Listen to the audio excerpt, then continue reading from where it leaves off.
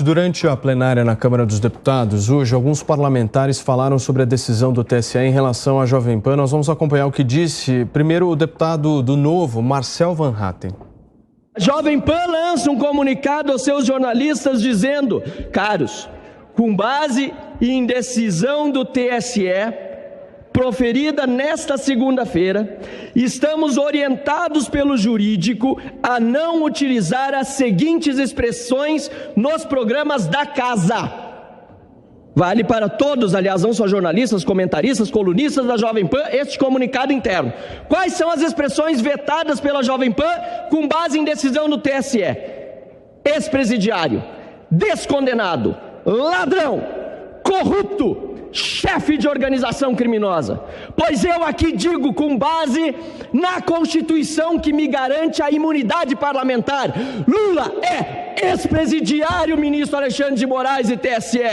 Lula é descondenado. Lula é ladrão. Lula é corrupto. Lula é chefe de organização criminosa. Não falo isso, aliás, apenas com base na minha imunidade parlamentar. Falo isso com base nos autos dos processos julgados em Curitiba, confirmados em segunda instância, também nas instâncias recursais confirmados e que foram anulados por uma decisão vergonhosa do Supremo Tribunal Federal. Mas o TSE diz que não pode chamar o Lula, pelo menos a Jovem Pan diz, com base em decisão do TSE, de ex-presidiário, de descondenado, de ladrão, de corrupto, de chefe de organização criminosa. Deputado Ayrton Faleiro, só falta a Jovem Pan dizer, com base em decisão do TSE aos seus jornalistas, que não podem mais chamar o Lula de Lula. Muito bem, Constantino, chamar de Lula pode. E que é um sinônimo melhor, porque reúne todo o resto, né? Mais gangster, capo e outras coisas. Veja, Paulo, eu recomendo a todos os telespectadores do nosso programa o editorial da Gazeta do Povo de hoje. Aliás, um jornal muito sério, centenário, plural e que tem sido muito corajoso em defender os valores da liberdade. O editorial de hoje mostra que uma linha foi cruzada, que atravessaram o Rubicão, que falar em censura prévia é algo sem precedentes na democracia brasileira, né? Então, recomendo a todos esse editorial. Também recomendo a todos trechos, porque nem foi muito longo, né? Porque acho que gastaram muito dinheiro e chamaram muitos robôs ali para entrar e sair, para chegar ao número de 1 milhão de pessoas acompanhando o Lula no Flow, né? Era o grande objetivo, confessado por André Janones, responsável pela campanha nas mídias sociais e confirmado pelo imitador de focas, né? O objetivo era bater o número do Bolsonaro em visualizações, mas o Lula falou coisas muito interessantes nesse programa. Em primeiro lugar, daqui a pouco ele vai sair fazendo arminha e pedindo voto em 22, porque ele agora é contra o aborto, contra trans, acho que parece até que é meio transfóbico. Diz que barbaridade é essa que nasceu de um sexo e quer ser de outro, né? Banheiro, então, nem pensar.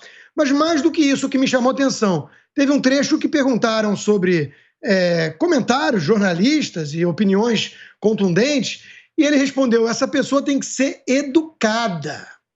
E na mesma hora, o Lula sendo Lula, o PT, o pensamento socialista, o Foro de São Paulo, ao lado de Fidel Castro, defensor de China, é impossível não pensar que ele está defendendo campos de reeducação no Brasil.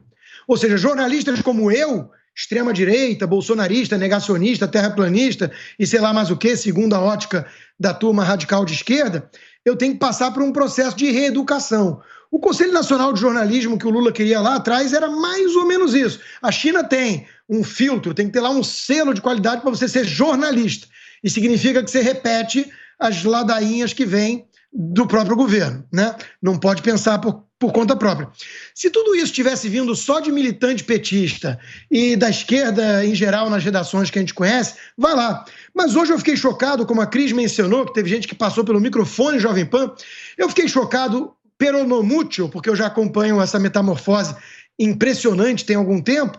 O Alexandre Borges, que é comentarista da CNN Brasil, ele que já foi aqui deste programa, na época da Vera Magalhães, acho que ele se encantou com a Vera de uma tal forma que ele virou uma espécie de puxa-saco da Vera Magalhães. E ele está dizendo que tem gente na Austrália ou nos Estados Unidos que espalham fake news e que o alcance do TSE não chega, que essa gente tinha que ser presa. Quer dizer, quando um cara que se dizia conservador, contra aborto, a favor de Churchill, Reagan, Thatcher, até Trump, quando um cara com esse perfil começa a defender a mesma coisa que o Boulos, a gente percebe que esse sistema todo está unido para expurgar quem está incomodando. E quem está incomodando? Na política, a gente sabe, Bolsonaro e todos os mais de direita que se elegeram nessa onda. E na imprensa? Aqueles que ainda conseguem pensar por conta própria, que não aderiram a essas mesmas diretrizes e ladainhas em nome da ciência, negacionista, vacina para todo mundo experimental, se não aceitar o passaporte vacinal tem que ficar em casa pro resto da vida. Essas coisas que a gente viu na pandemia e mais, essa turma se uniu contra qualquer um que tem a ousadia de ainda pensar por conta própria, questionar ou emitir a sua opinião, que não seja a opinião da Verinha e Tutuquante. Olha, é assustador ver o que está acontecendo com o Brasil. Esse bando de militante disfarçado de jornalista está pedindo para que o Brasil vire a Venezuela. Deixa eu dar uma olhada no resultado parcial da nossa enquete no site da Jovem Pan, que hoje questiona vocês se episódios recentes como esses que a gente está abordando aqui hoje acendem algum tipo de alerta para a volta da censura ao nosso país. 98% da nossa audiência está dizendo que sim, 2% está dizendo que não. Quase 4 mil participantes, 4 mil votos na enquete aberta no site da Jovem Pan. São 5h31 agora. Corre lá, até às 6 horas a gente está ao vivo esperando o voto de cada um de vocês aqui na Jovem Pan. Piperno, você me pediu a palavra, por favor. Eu não cheguei a pedir não, Paulo, mas já que você gentilmente me concedeu, eu quero dizer que, mais uma vez, a gente ouve um monte de barbaridades da boca de Rodrigo Constantino, como, por exemplo, juntar essa história de banheiro unissex, perseguição religiosa, como é, coisa que eles têm feito. Oi?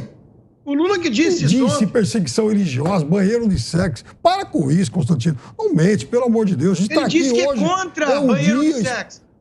Você não entendeu meu ponto? É claro que ele tem que ser contra, porque andaram dizendo que ele seria a favor aí e tal. Ué, óbvio ele que... é contra aborto, contra trans, contra mais o quê? Por isso que ele estava no Trending Topics ontem como Lula transfóbico. É verdade. Inclusive, aliás, ele estava no Trending Topics porque bateu o recorde mundial de audiências. Muitos questionamentos sobre isso, mas se quiser debater sobre isso, a gente debate também. Então, aliás, mais do que o dobro do presidente. Mas, enfim, isso também pouco importa num dia como hoje. Pouco importa. Isso pouco importa num dia como hoje. Senão tinha outros tantos assuntos para a gente falar aqui. Agora, é preciso que a gente também firme pactos com outros veículos para que a gente possa, de fato, combater isso, porque é algo que pode, amanhã, depois, acabar abraçando e pegando todo mundo. O que eu disse antes, a gente sabe como começa, mas não sabe como termina. E até porque, se no começo esse tipo de censura acaba esquartejando liberdades individuais e de veículos, amanhã depois vai querer esquartejar exatamente os donos das penas, as pessoas, as cabeças pensantes, como já fizeram lá atrás. E o Brasil não pode apagar isso da sua memória jamais. Jamais. O Brasil já passou por isso. E o Brasil não pode agora se dar ao luxo de flertar com esse tipo de possibilidade de forma silenciosa, sem reação. Então é necessário, sim, que outros veículos se juntem à Jovem Pan, independentemente das posições políticas, mas esse é o momento que interessa a todos, porque é um momento extremamente sensível das nossas liberdades. Serrão, você pediu, por favor? Sim, porque o Piperno, na fala inicial dele, ele lembrou um fato histórico muito importante para a imprensa brasileira. No dia 6 de fevereiro de 1992,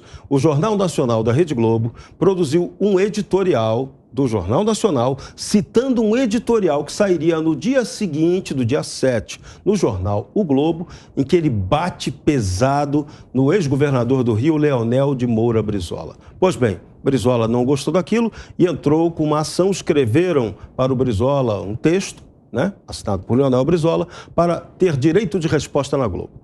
Brizola entrou na justiça. Sabe quanto tempo que demorou para esse direito de resposta ser apreciado e aprovado? 2 anos.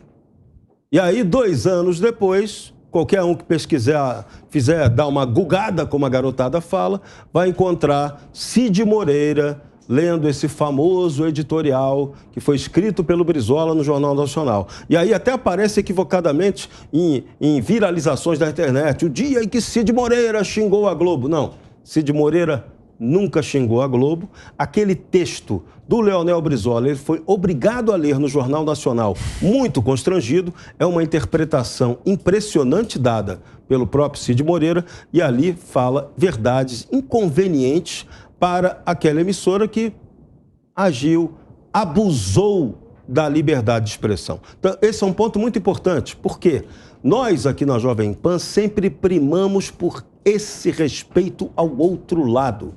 Aqui, se alguém se sente agredido, tem prontamente o espaço para fazer o seu contraponto. Nós aqui, em nossos comentários, em nossa equipe de comentaristas, temos a diversidade que garante esse contraponto. Por que eu digo isso? Porque isso torna absurda qualquer iniciativa judicial ou juristocrática que tente nos punir. Nós aqui respeitamos o princípio da liberdade de expressão em sua inteira totalidade. Cris, eu vou trazer uma aspas do candidato à presidência da República, Lula, ontem, num podcast, que inclusive repercutiu bastante essa entrevista, mas eu queria que vocês pudessem comentar sobre isso. Ele, no momento da conversa ali com o apresentador Igor, falou sobre a questão da regulamentação da mídia. E eu vou trazer exatamente o que disse Lula. Abre aspas. Tem canal de televisão, sabe, que só fala asneira, que só fala grosseria, que só ofende. Nós temos que ter uma regulação. A última regulação da mídia eletrônica é de 1962. O que ele quer dizer com isso, Cris? Eu acho que ele estava se referindo a CNN, Globo News e alguns outros integrantes aí do famoso consórcio, porque canal de televisão que só fala asneira e grosseria, a gente viu, né? Passaram 365 dias por ano durante os 2 anos da pandemia, chamando o presidente da República de genocida, como se não tivessem vendo indivíduos do mundo inteiro morrerem perante seus próprios presidentes, primeiros ministros, reis e rainhas, né? Só no Brasil que havia morte, e as mortes aqui não foram causadas por um vírus chamado coronavírus, que aliás veio da China, né, apoiada por um certo presidente que chama os outros de falarem asneira e grosseria. Olha, eu estava dando uma pesquisada aqui no dicionário para ver se ele me ajudava com as palavras que eu não posso pronunciar e descobri uma coisa que eu não sabia, queria compartilhar com a nossa audiência, Paulo. Tem uma palavra aí que a gente não pode mais usar, que ela vem do latim latro, latrones, mas foi importada do grego com um sentido diferente, o de soldado mercenário, ou seja, aquele que não devia lealdade a nenhum senhor, mas estava disposto a matar e saquear por quem lhe pagasse mais. Mas a definição para essa palavra censurada é a seguinte: substantivo masculino, indivíduo que rouba, realiza furtos, pega para si o que não lhe pertence.